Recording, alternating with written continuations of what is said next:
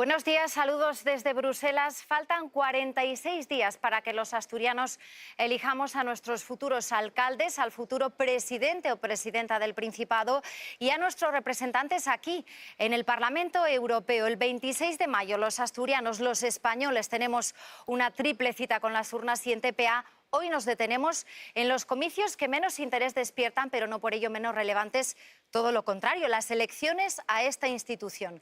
Dedicaremos la próxima hora a acercarles el trabajo que se hace aquí y cómo las decisiones que se toman aquí impactan en su vida cotidiana, en la suya y en la de 400 millones de europeos. Empezamos tomando el pulso a la actividad parlamentaria en los pasillos de la Eurocámara, donde está un equipo de TPA Noticias.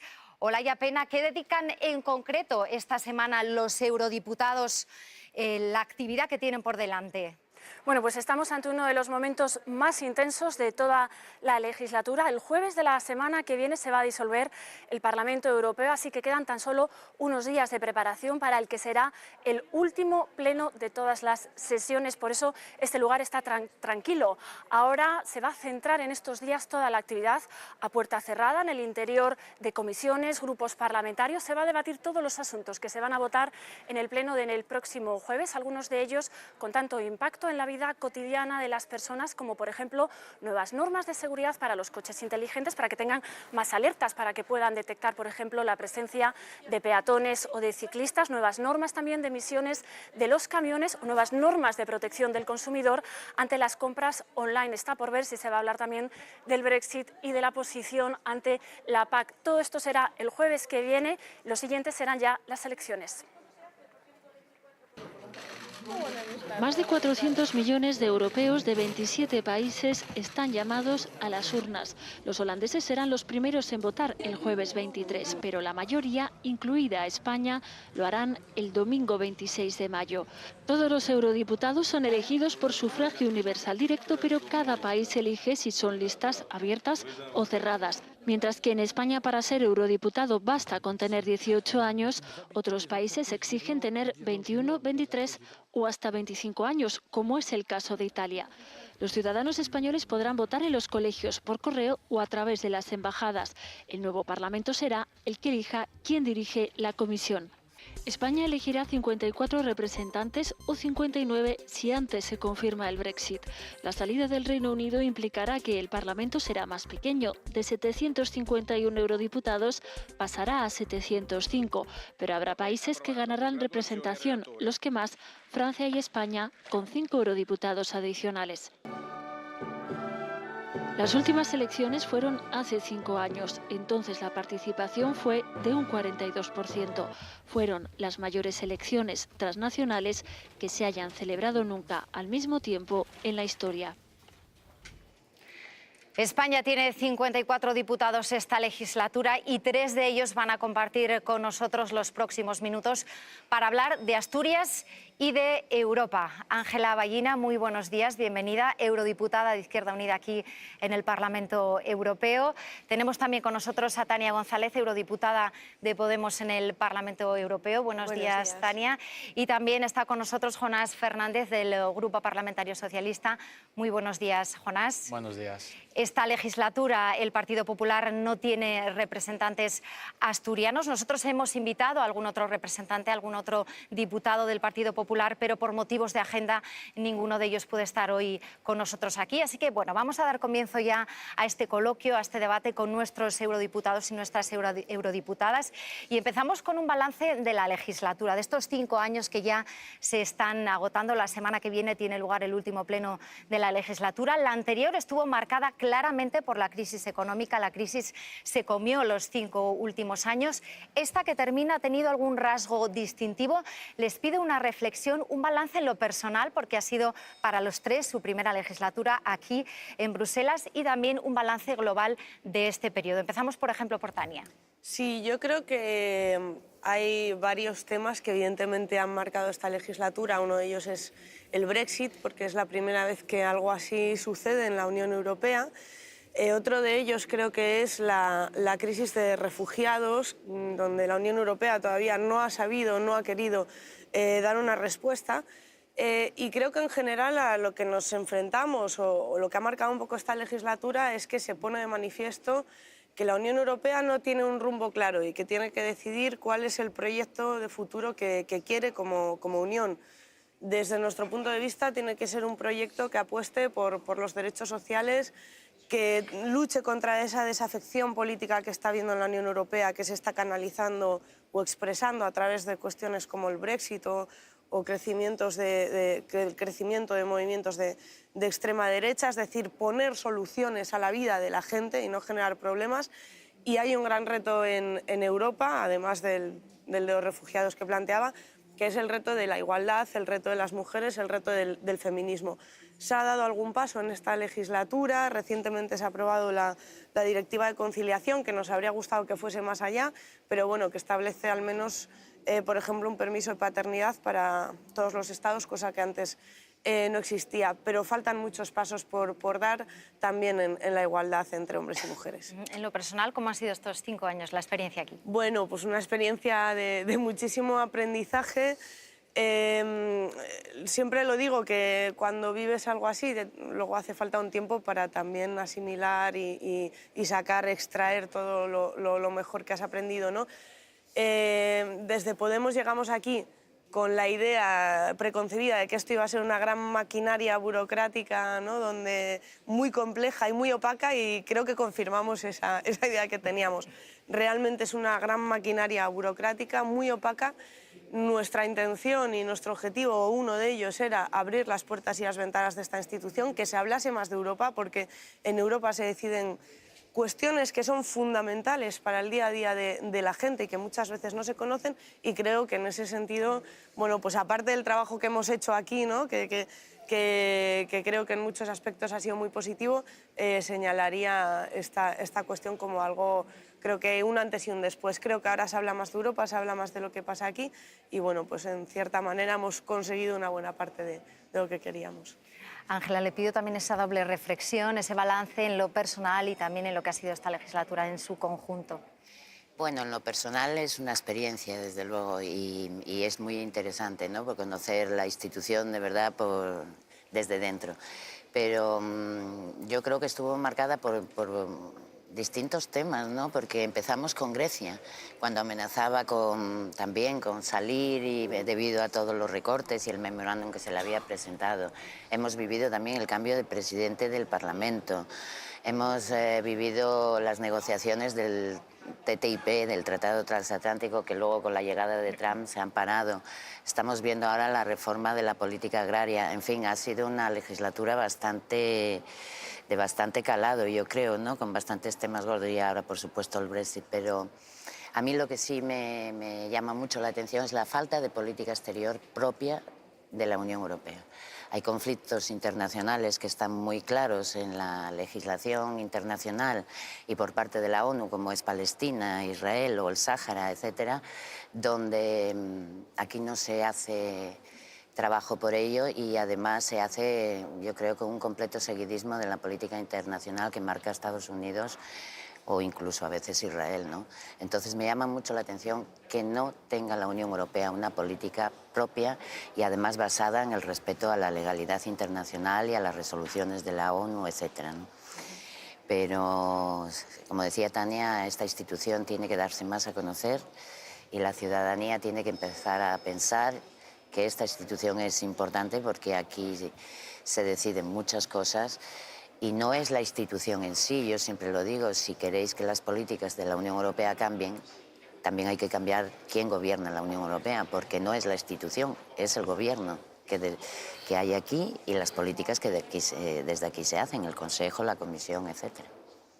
Desde TPA vamos a poner nuestro granito de arena para divulgar lo que aquí se hace en esta institución, en el Parlamento Europeo. Jonás Fernández, ¿usted con qué se queda de estos 5 años?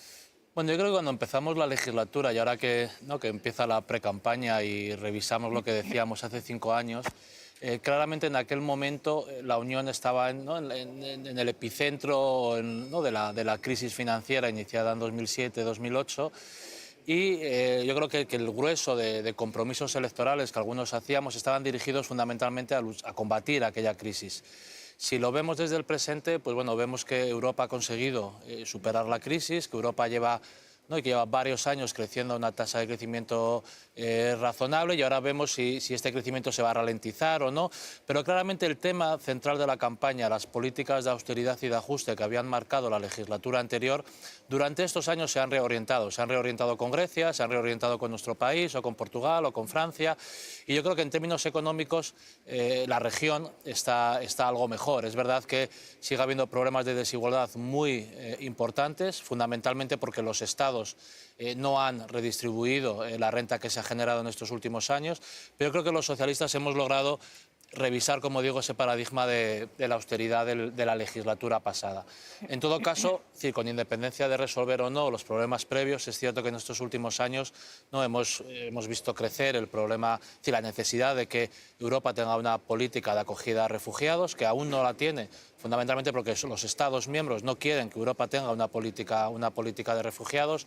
Seguimos teniendo problemas de seguridad graves y es necesario que Europa articule algún tipo de sistemas de seguridad común, porque los atentados terroristas hace tiempo que no tenemos alguno, pero es algo que está latente.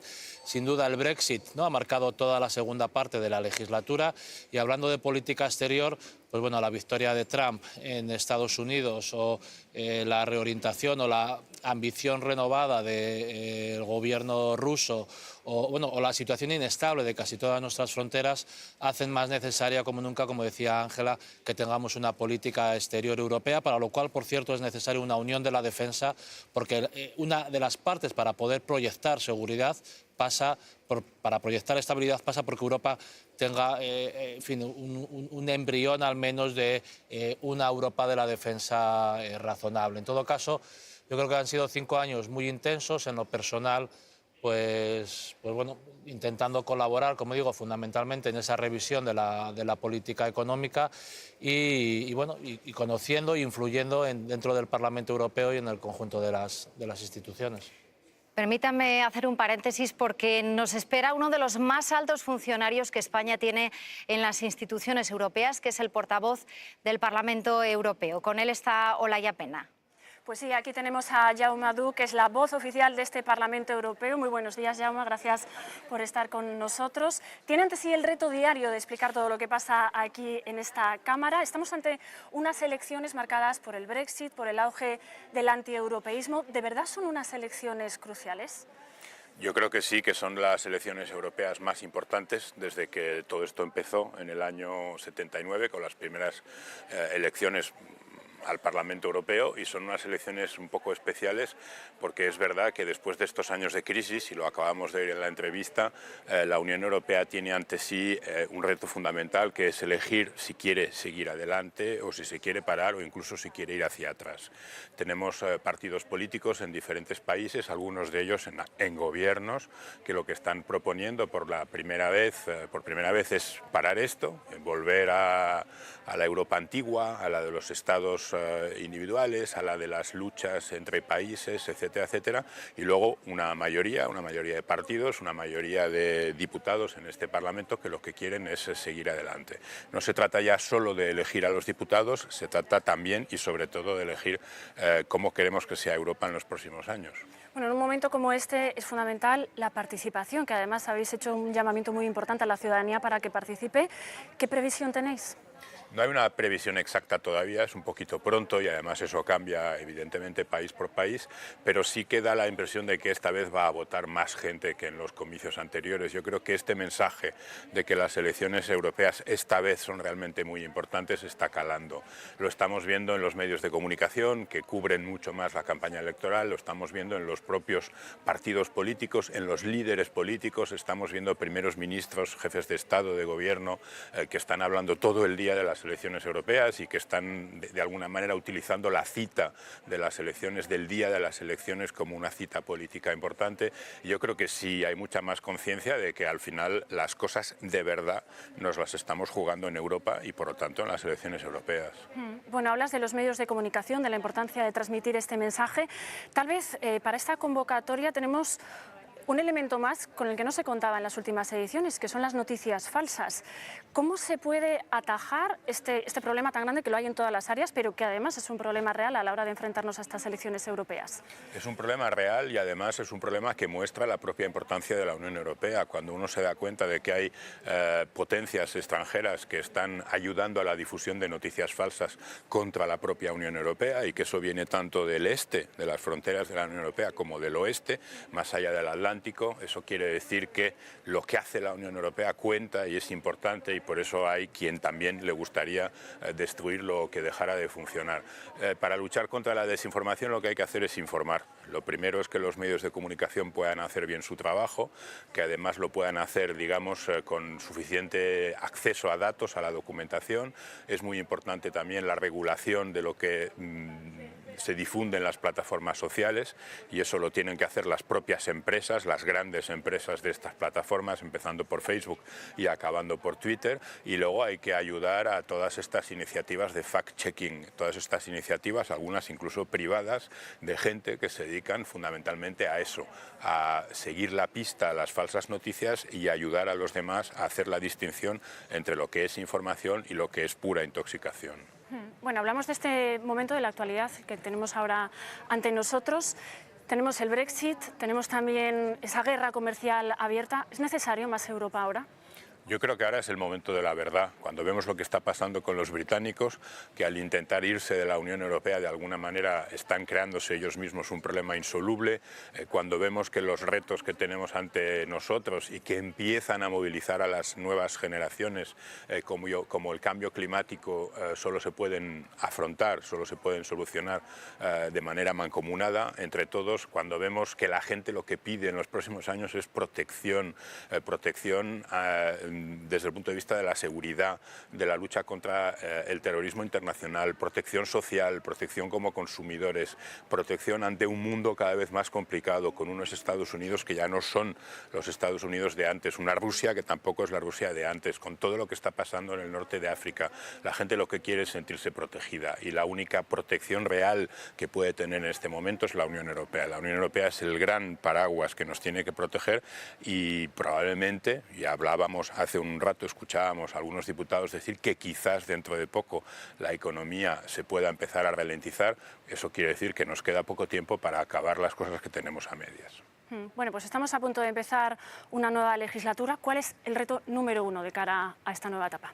Yo creo que hay dos retos. El primero es empezar esta nueva etapa de la Unión Europea con o sin británicos, o probablemente sin británicos, es decir, una Unión Europea a 27 que tiene que de alguna manera rehacer sus prioridades y recuperar el tiempo que hemos perdido en estos dos últimos años, en los que hemos tenido que estar muy pendientes de la negociación con los británicos.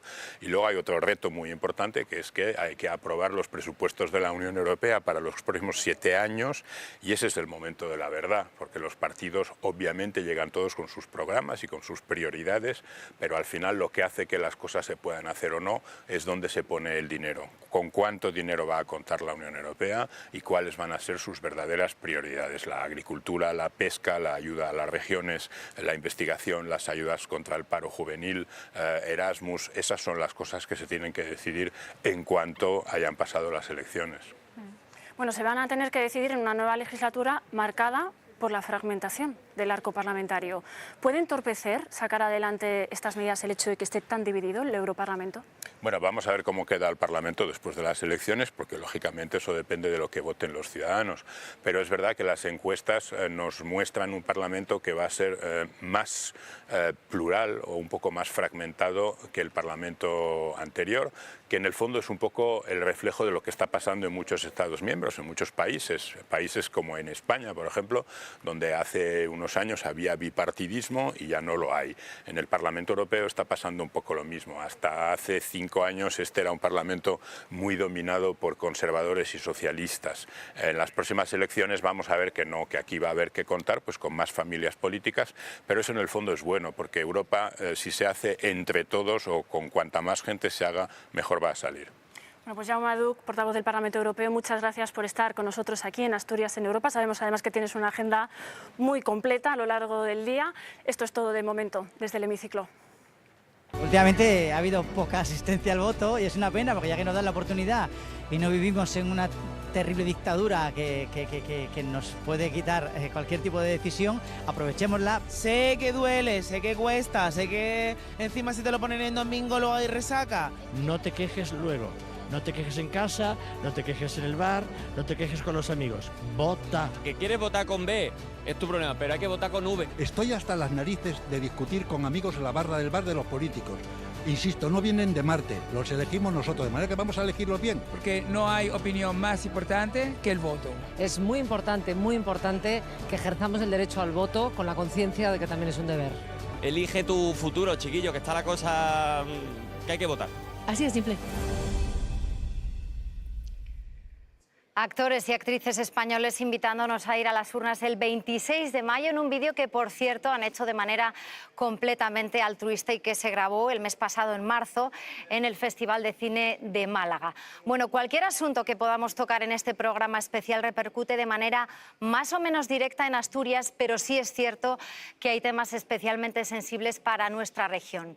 Cambio de modelo energético, despoblación, agricultura, pesca. De ellos vamos a hablar con nuestros eurodiputados y empezamos por el liderazgo que la Unión Europea ha asumido en la lucha contra el calentamiento global y en su repercusión, en el caso de Asturias, en la industria y el empleo. ¿Cómo conciliar esas políticas? Les pido que nos expliquen cuál es el planteamiento de las instituciones europeas para no dañar el tejido económico y el tejido empresarial de nuestra comunidad autónoma. Ángela, por ejemplo.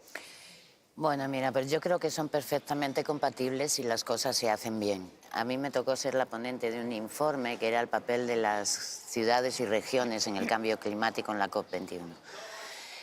Y costó mucho trabajo meter algo sobre el tema empresarial, sobre las empresas.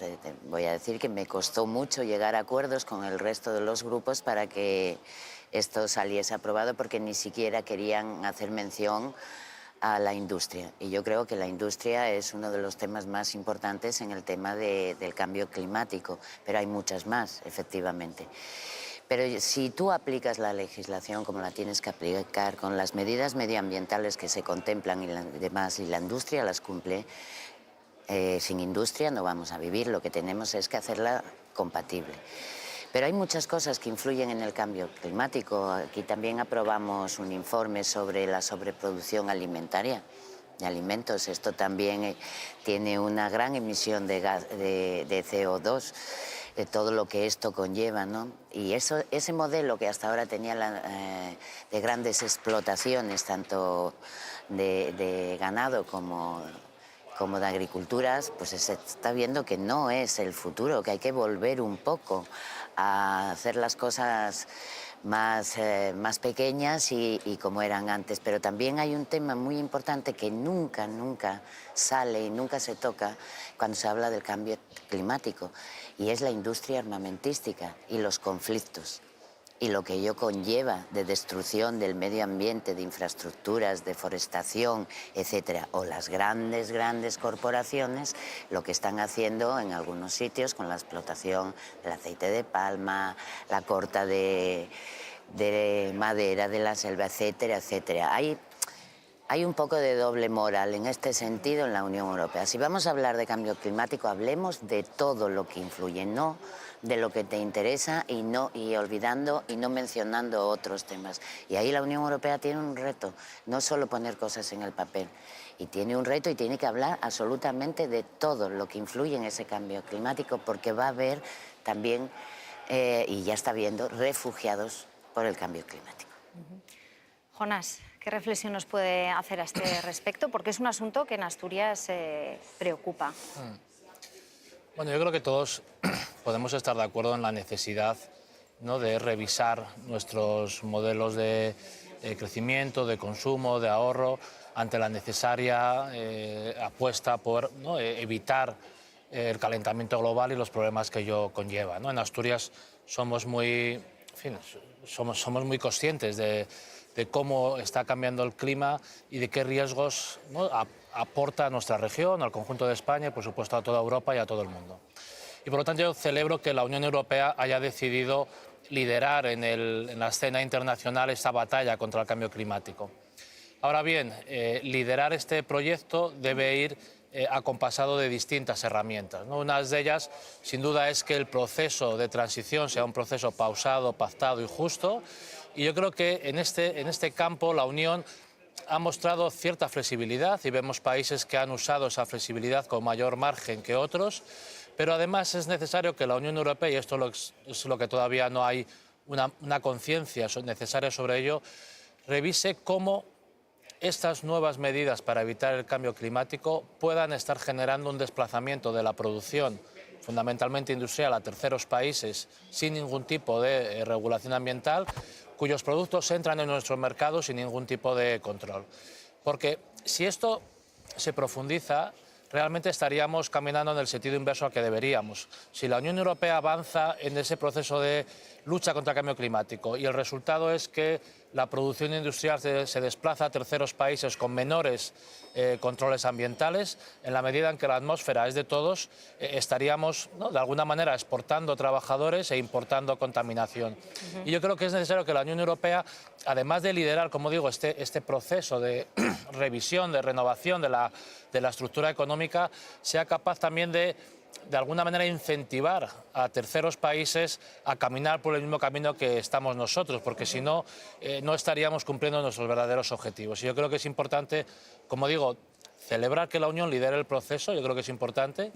Es importante que la Unión da más flexibilidad de la que se está aplicando en algunos sitios y, en tercer lugar, este proceso debe llevar aparejado de medidas que impidan el dumping medioambiental y la salida de empresas a terceros países. Tania, ¿comparte esta visión? En parte, algunas cosas sí. Yo creo que a la Unión Europea le faltan políticas de cohesión y una política fundamental es la política industrial. Creo que hace falta una política industrial de cohesión dentro de Europa que tiene que reflejarse después a los distintos niveles territoriales. En España tampoco estamos teniendo una política industrial, en Asturias no la ha habido. Creo que cuestiones como los fondos mineros, que fue mucho dinero que ha salido de Europa precisamente para favorecer esa transición energética y esa transición industrial, pues no se han empleado bien, se han dilapidado. Hemos visto casos de corrupción tremendos, ¿no?, que han hecho que a día de hoy no haya una alternativa en los territorios que viven de la mina y donde se van a cerrar la mina. Por lo tanto, sí, pero bueno, es que eso ha ocurrido. Ocurre y tiene que ver con Europa, ¿no? Se trata de hacer una transición industrial que no deje a nadie atrás, una transición energética que no deje a nadie atrás, que combine el no dejar abandonados territorios con planificar la alternativa desde ya. No hay tiempo que perder. Hemos visto cómo territorios como las cuencas mineras del Ruhr en Alemania han pasado todo ese proceso de, tras una desindustrialización, apostar por una industria de alta tecnología, por el conocimiento, por la investigación, y cómo han vivido una transición energética hasta encontrarnos con ciudades que han sido premiadas como las más verdes en determinados momentos, ¿no? Es decir, que es posible hacer una transición que combine empleo, industria y medio ambiente. Creo que en eso se tiene que basar nuestra política industrial. Creo que tiene que haber una protección de la industria, lo que decía Jonás, aquí estoy de acuerdo. No se puede exigir a nuestra industria unos estándares medioambientales X, que evidentemente hay que exigirlos, pero luego permitir que lleguen un montón de productos de otros países donde no se respetan esos estándares medioambientales, donde no se respetan estándares laborales. Bueno, hay que proteger la industria, la producción. Algo que, por ejemplo, en España apenas tenemos y en otros países europeos sí hay, que es la participación del Estado en la política industrial. Es decir, que el Estado pueda tener participación en empresas clave. Yo creo que eso es fundamental para asegurar que luego esas empresas no se van, no se deslocalizan a lugares donde en determinados momentos les sale más barata la mano de obra. Es decir, proteger la industria que tenemos y fomentar tener más industria más verde, más sostenible, y todo esto hay que combinarlo con otros elementos.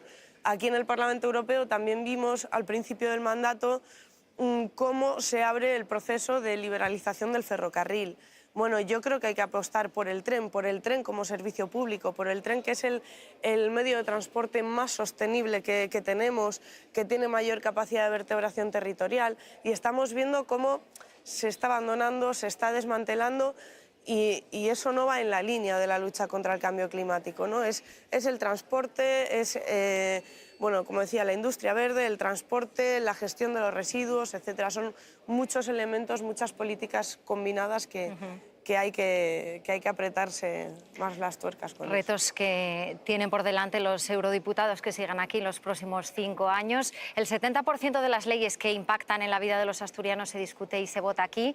Atentos a esta comparativa de la actividad de nuestros 3 parlamentos. El Parlamento Europeo ha aprobado 255 directivas y reglamentos o leyes aprobadas en estos 5 años. Vamos a ver si es posible ver el gráfico. Es el último dato oficial que no incluye los meses de marzo y de abril de este año.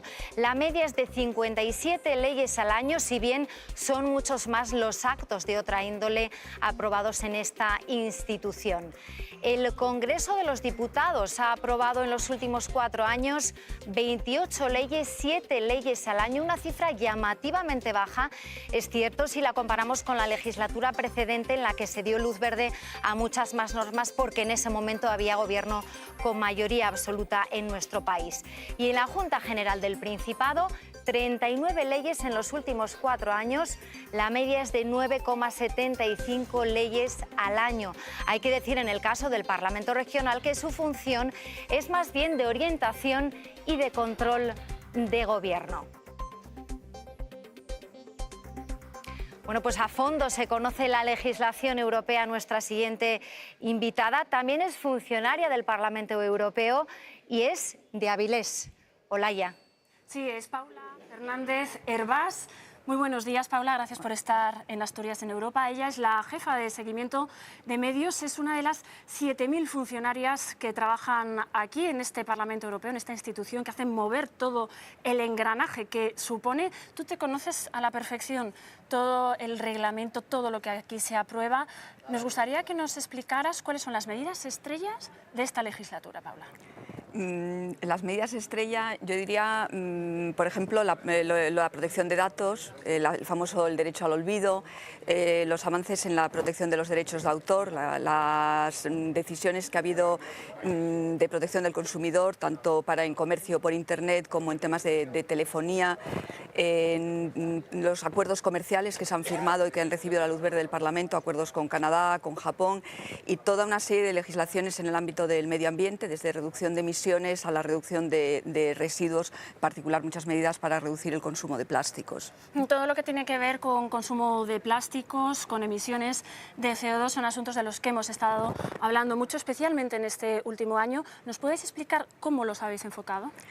En temas por un lado, lo que son la reducción de emisiones, ha habido varios reglamentos y directivas para reducir el máximo de emisiones permitidas, tanto por la industria como por los vehículos de nueva fabricación, que tendrán que emitir menos CO2.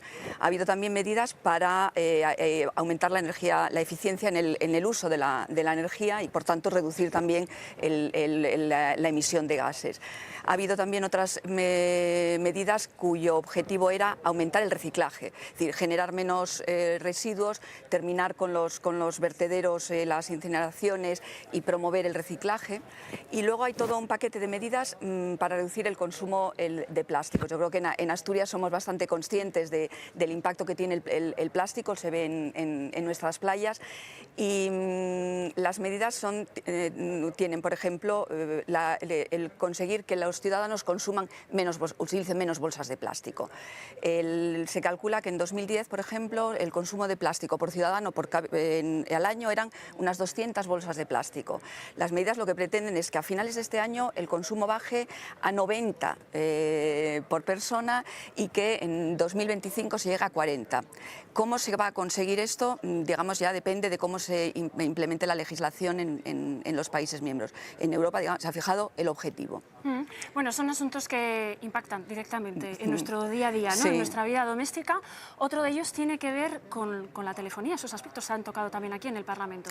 En telefonía sí ha habido varias medidas, yo creo que todos ya es bastante conocido el que ya no hay roaming, es decir, que una persona que viaja a otros países de la Unión Europea va a pagar por una llamada en roaming lo mismo que si hiciera una llamada local, o el envío de datos es el mismo coste, lo mismo que se paga en su país lo va a pagar utilizando el teléfono móvil en cualquier otro país de la Unión Europea. No solo el roaming, sino que también se ha visto que no había límite al coste de las llamadas internacionales dentro de la Unión Europea. Aparte de estar en roaming, tú ibas a otro país fuera de España y hacías una llamada y te podían cobrar barbaridades. Entonces, a partir de este verano, de hecho, el tope se fija en 19 céntimos por minuto el coste de una llamada internacional. Bueno, pues son medidas que partes son de aplicación directa, otras luego tienen que pasar a los Estados miembros para su aplicación. Muchas gracias, Paula Fernández Hervás, por estar con nosotros en Asturias en Europa. Bueno, muchas gracias a vosotros. Seguimos en nuestra mesa hablando de Asturias y Europa. El envejecimiento de la población y la despoblación del medio rural son también problemas de primer orden en nuestra región, en Asturias, un mal común también al resto del continente. ¿Qué soluciones se pueden dar desde aquí o se están dando desde las instituciones europeas? Ángela. Bueno, de momento la verdad es que no se están dando muchas desde aquí. Pero es un tema que ha estado encima de la mesa estos 5 años, desde luego, pero yo creo que estamos llegando un poco tarde, porque la despoblación ya la estamos teniendo y sufriendo. Por lo tanto, las medidas hay que adoptarlas a priori para evitarlo, ¿no? Lo primero que tienes que hacer es tener, desde luego, un trabajo también, ¿no? En la zona rural, pero también estamos en la época que estamos y el que el Internet llegue a todas las zonas rurales como tiene que llegar facilita que tú puedas trabajar muchas veces desde casa. Es necesario que haya unos buenos servicios públicos, no por vivir en una zona rural tú vas a carecer de ellos. Cuando estoy hablando de médicos, estoy hablando de escuelas, estoy hablando de atención a las mujeres, incluso con el maltrato, con la violencia de género, etcétera. Si no tienes buenos servicios públicos, tú no te vas a quedar en una zona rural. Y luego la política agraria, pues a nosotros también nos afectó mucho en ese sentido.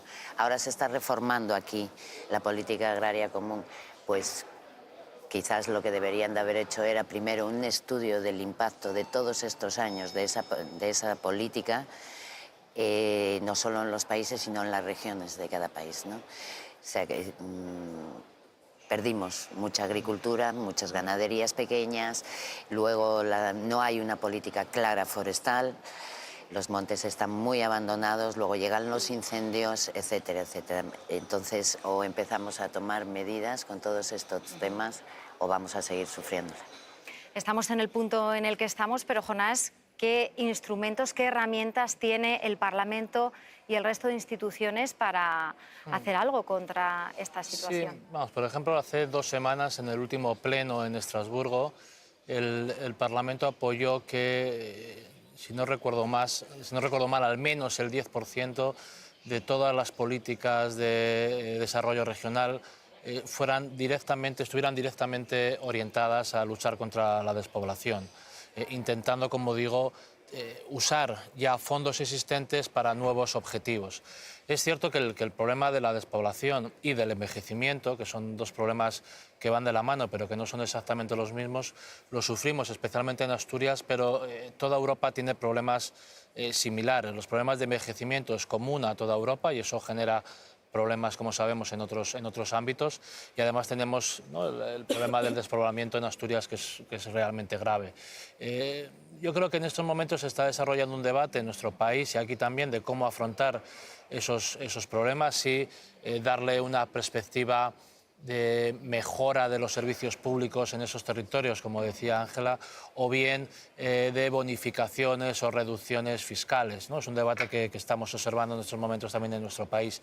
Y en mi opinión, usar las políticas tributarias, como digo, para incentivar o desincentivar, al final suelen tener poco efecto, porque obviamente la residencia se puede cambiar muy fácilmente y eso no quiere decir que uno viva y resida en ese territorio, y deberíamos ir más por el camino de garantizar los servicios públicos en todo el territorio, los servicios sanitarios, educativos, teniendo en cuenta además que, en mi opinión, el proceso de concentración de la población en grandes ciudades es un proceso muy del siglo XX, vinculado fundamentalmente a la primera industrialización, pero en mi opinión, y veremos a ver cómo, en fin, lo que ocurre en los próximos años, pero yo creo que muy probablemente el siglo XXI sea un siglo donde volvamos a ver un reparto de la población territorial, en el sentido en que el desarrollo de las nuevas tecnologías, el desarrollo de Internet, si somos capaces de llevarla a todos los territorios, obviamente, porque aquí hay un problema muy grave de distribución de esos servicios, pero si el sector público como tal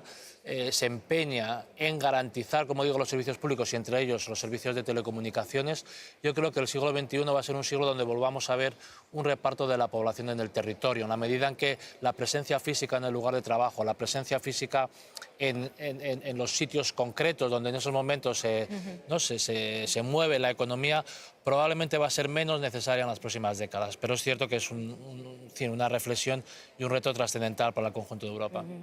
Tania, ¿alguna reflexión europea, algún instrumento, alguna solución europea para este problema? Se citaban los fondos. ¿Algo concreto que nos pueda...? Yo, en primer lugar, señalaría que las consecuencias de las políticas de austeridad también se ven aquí. Es decir, desde 2008 se ha agravado muchísimo más el problema de despoblación.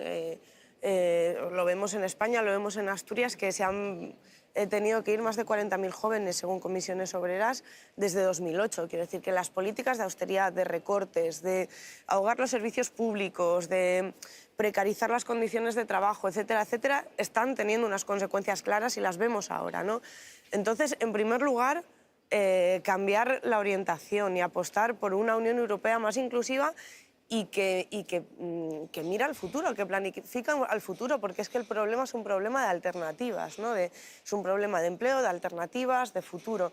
Tiene mucha relación con lo que hablábamos antes, un diseño de una política industrial que planifique esa transición industrial que está viviendo Europa y que estamos viviendo especialmente en algunos territorios, porque puede ser o una transición industrial o un fin de la industria, ¿no? Y luego hay otro tipo de políticas que son políticas de retorno de talentos, apoyar también políticas, digamos, que pongan en primer lugar los cuidados, que facilite los cuidados a las familias, a las personas y que entienda además que de poner en valor los cuidados se pueden sacar también muchos puestos de trabajo y puede ser algo que dinamice la economía. Termino diciendo que según un estudio de la Conferencia Europea de Sindicatos, invirtiendo entre un 4 o un 8% del Producto Interior Bruto en economía de los cuidados, se podría generar entre un 6 y un 8% de empleo, ¿no? Es decir, poner sobre la mesa alternativas para un cambio en el empleo y un cambio en la economía, porque lo está viendo y hay que dirigirlo. En manos de los votantes de todos ustedes está decidir quiénes se van a sentar en los escaños del Parlamento Europeo a partir de junio de este año. Desde aquí preocupa la participación y de manera especial la de un sector de la población que son en concreto los jóvenes. En España en 2014 votaron en las europeas un 27% de ellos y a ellos va dirigida esta campaña.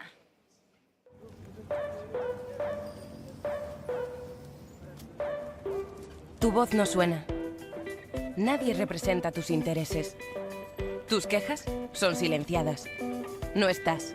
No te oyen. No te ven. No cuentas. Un 73% de los jóvenes nos quedamos en casa el día de las elecciones europeas. Si no votas, eres invisible. 26 de mayo, elecciones europeas. Esta vez voto.eu.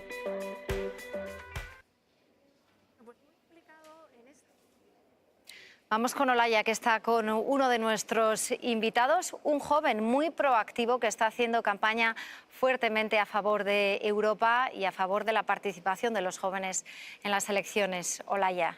Sí, bueno, de hecho es la persona que ha conseguido más votos para la campaña Esta vez voto. Con nosotros tenemos a Karim Jalán. Muy buenos días. Bienvenido a Asturias en Europa. Él es instagramer, youtuber, se mueve en redes sociales, pero siempre con un mismo objetivo, que es comunicar todo lo que pasa aquí en las instituciones europeas. Karim, ¿qué es lo que tú detectas que más les interesa a los jóvenes?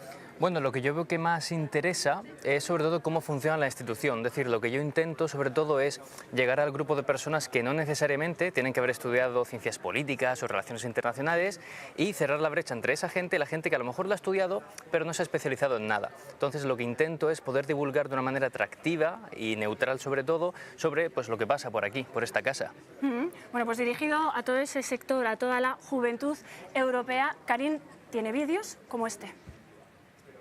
¿Te imaginas que el Mundial de Fútbol no se jugase en verano por el cambio climático? ¡Ja! ¡Qué risas serían, eh! Un momento. El próximo Mundial de Fútbol se jugará en Qatar en 2022 y no será en verano, sino entre los meses de noviembre y diciembre. En 1960, Doha tenía 194 días al año con más de 32 grados. A día de hoy están en unos 212, pero es que en 50 años pueden llegar a ser unos 230. No es el único caso, esto está pasando a nivel global. Nuestro voto en las elecciones decide qué políticas ambientales se llevan a cabo, es decir, cómo de seco o húmedo estará el césped en los estadios. Así que ya sabes, súmate a detener el cambio climático porque este partido lo tenemos que ganar. Bueno, pues el cambio climático interesa y mucho a toda la juventud, pero hay más ejemplos. ¿Qué más asuntos tú has visto que interesan a los jóvenes y que pueden ayudar a convencerles de que es importante votar en estas próximas elecciones europeas? Bueno, aquí en el Parlamento Europeo y concretamente en la Unión Europea se acaban aprobando muchas medidas que nos acaban afectando diariamente. Creo que una de las más recientes y más candentes que le sonará a la gente, especialmente al sector joven, es la medida del copyright. Pues este tipo de cosas son los que se acaban aprobando aquí. Por lo tanto, cuando nosotros vamos a votar directamente a eurodiputados y eurodiputadas, es muy importante saber qué posición tienen en temas como puede ser la agricultura, cosa que sea mucho del presupuesto del Parlamento Europeo, tema del copyright como mencionaba, o programas como Erasmus, que al fin y al cabo hay muchos estudiantes que nos acabamos beneficiando de programas así para poder viajar y conocer a otros europeos. Bueno, por cierto, cuéntanos, ¿cuál es tu vídeo más visto en redes sociales? Bueno, el más visto precisamente es el vídeo que explica de manera sencilla cómo funciona el Parlamento Europeo. Yo cuando aquí estaba de becario decidí hacer un vídeo por dentro explicándole un momento cómo funcionaba tanto la parte política como la parte administrativa, porque también hay que diferenciar eso. El Parlamento Europeo no son solo políticos que están aquí y hacen su función, también hay funcionarios y funcionarias que luchan para que cada día esto siga funcionando. Entonces el vídeo más visto es ese, el que lo explica. Bueno, también tú estás abierto a preguntas por privado, ¿no? En redes sociales, además de estar poniendo posts, además de poner vídeos, tú puedes bueno, pues contestar a todas aquellas personas que se ponen en contacto contigo preguntándote cosas. ¿Qué te preguntan, Karim? Pues me han llegado sorprendentemente muchas preguntas para los trabajos de fin de grado. Hay gente que quería enfocarlo para la Unión Europea, sobre fake news, sobre el tema del copyright, por ejemplo, sobre qué va a pasar con la identidad europea. Me han llegado preguntas de este estilo, luego también preguntas un poquito más específicas sobre, oye, ¿qué pasa con los eurodiputados que repiten, que no, cómo funcionan los grupos políticos? Entonces es una alegría poder muchas veces también redireccionarles a fuentes incluso más objetivas que son las propias del Parlamento Europeo. Por desgracia, muchas veces tenemos una cantidad de información muy buena, en páginas web muy buenas, pero a veces no las sabemos encontrar. Entonces, me gusta poder ayudar a que la gente también sepa canalizar esa información. Pues muchas gracias, Karim Jalal, por estar con nosotros aquí en Asturias, en Europa. Como se puede ver, es otra manera de enfocar la comunicación desde las instituciones europeas. Gracias, Olaya, gracias a Karim Jalal por esta entrevista. También se pueden dirigir ustedes, si tienen algún tipo de duda, a nuestros eurodiputados porque nos representan a todos los asturianos, a todos los españoles, y en redes sociales también pueden contactar con ellos y también tienen sus correos electrónicos, hay que decirlo, en la página web de las instituciones europeas, en concreto del Parlamento, porque ustedes están aquí para defender los intereses de España. Seguimos hablando, en este caso vamos a hablar de prospecciones electorales. ¿Cómo va a quedar el Parlamento después de las elecciones del 26 de mayo? Ahora mismo hay una mayoría proeuropea en la Eurocámara, un 80% pro-Europa, un 20%, no sé cómo calificarlo, antieuropeos, eurófobos, euroescépticos, en fin, hay diferentes calificativos que se pueden utilizar. El euroescepticismo parece que va a subir en los próximos comicios. ¿A ustedes les asusta? Empiezo ahora por Tania. Bueno, yo creo que, o sea, más que asustarnos o no, lo que hay que pensar es cómo se combate esto, ¿no? Yo creo que esto es una consecuencia, igual que antes planteábamos lo del Brexit, creo que es una expresión de una crisis de la Unión Europea, de una crisis de proyecto, de una crisis de dirección, de que venimos de una serie de años de aplicar políticas de austeridad que hacen mucho daño a la mayoría de las personas que viven en Europa, ¿no? Y eso es lo que tiene que cambiar para evitar que estas fuerzas sigan creciendo, para evitar esa desafección. Para evitar la desafección lo que tiene que haber es un proyecto que todas las personas o la mayoría social de los ciudadanos y ciudadanas de la Unión Europea vean como un proyecto que pone soluciones a sus problemas y que les ayuda a tener un futuro, un proyecto. Creo que en las próximas elecciones, bueno, pues el escenario está muy abierto, evidentemente, ¿no? Pero sí que seguramente vamos a ver crecer esas fuerzas de extrema derecha.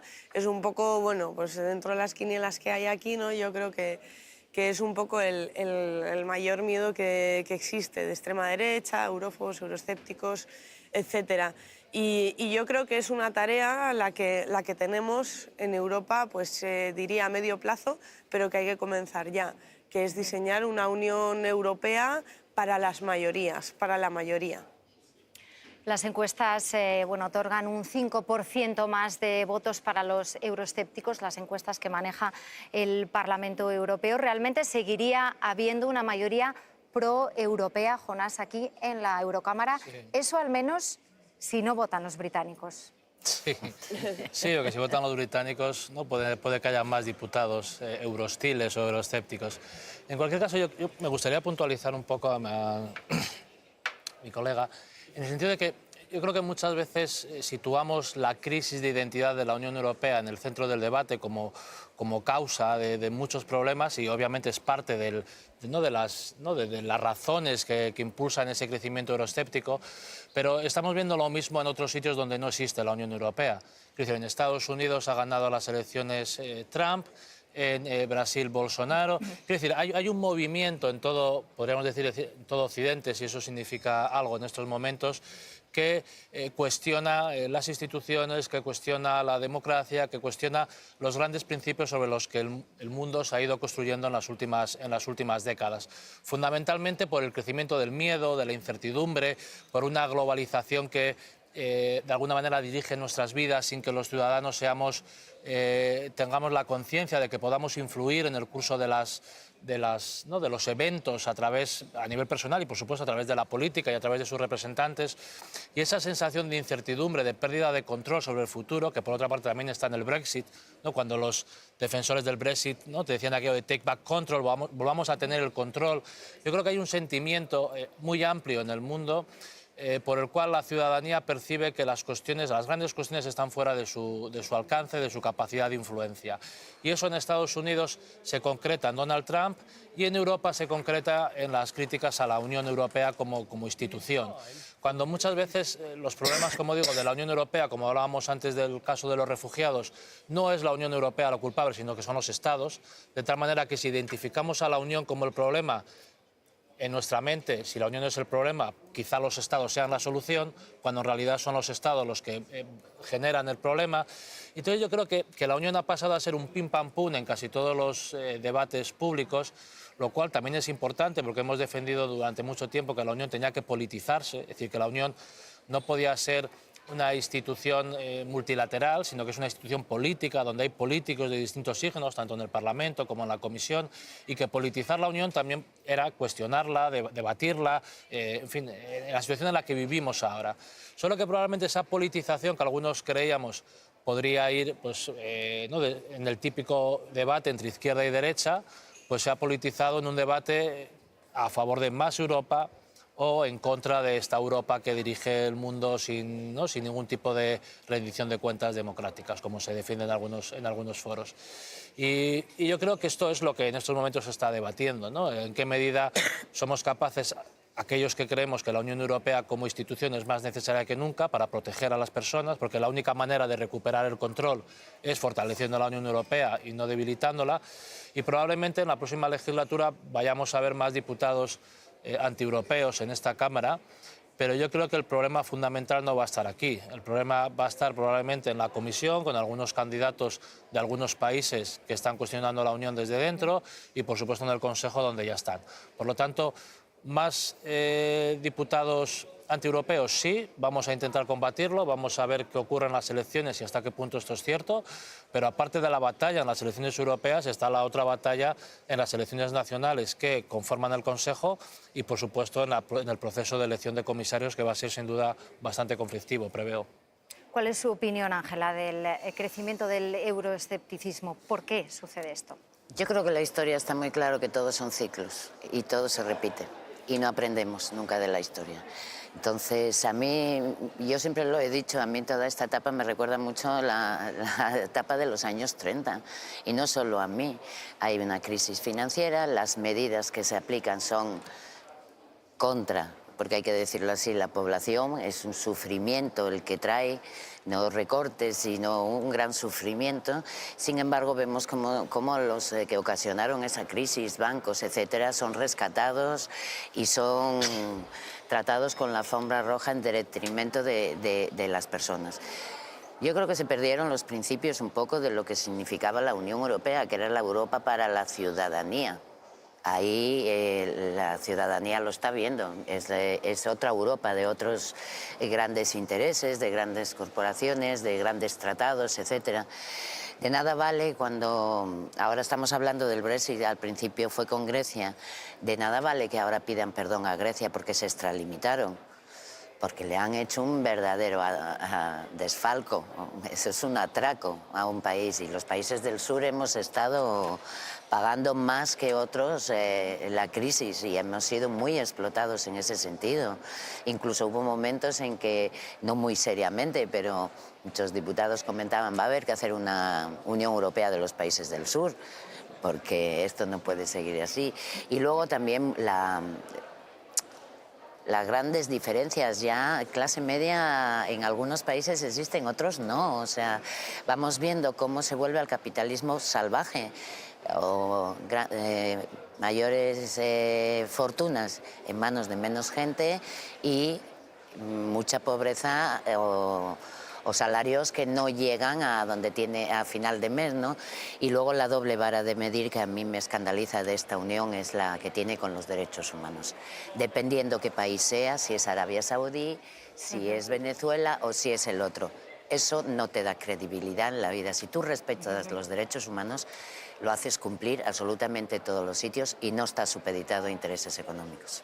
Vamos a tocar el galimatías del Brexit, el asunto de más actualidad. Mañana hay cumbre extraordinaria de jefes de Estado y de Gobierno aquí en Bruselas. Vamos a escuchar lo que decía hace unos días en el Parlamento Europeo. En Bruselas, un eurodiputado británico conservador. Escuchen. For over 25 years now, no British Prime Minister ever explained to the British people what Europe did, what are the benefits, and why it matters. They never defended against the untruths which were spoken, and they never took ownership of the decisions that they took in Council. And because of that, the British press ran a 20-year campaign based on populist mistruths, lies, and deceit. And the consequence of that we see today. In Britain is a sad nation, divided like never before, and a House of Commons in crisis. So let Brexit stand as a cautionary tale to the people of Europe. To the people of Europe, I say this. You are the generation who have lived through the longest period of peace and the greatest level of prosperity ever. Never take it for granted. Value it. Fight for it. Defend it every day. Thank you.